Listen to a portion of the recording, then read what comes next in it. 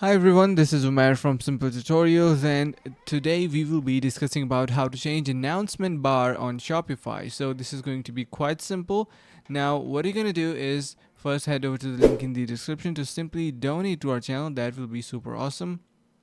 Okay, so here as you can see from Shopify admin, you're going to be heading over to your online store and themes, and then click on your customize, and in the announcement bar you will be able to see add announcement. So that could be used to change your announcements. If you have anything running in the announcement section already, you can modify it and replace it as well. In the text field, enter your announcement text, and eventually it is going to be modified.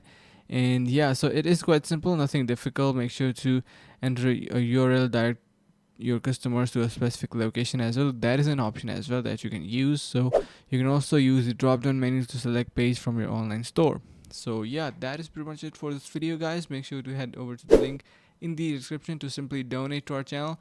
That is going to be super awesome. Subscribe, and yeah, see you guys around in the next one.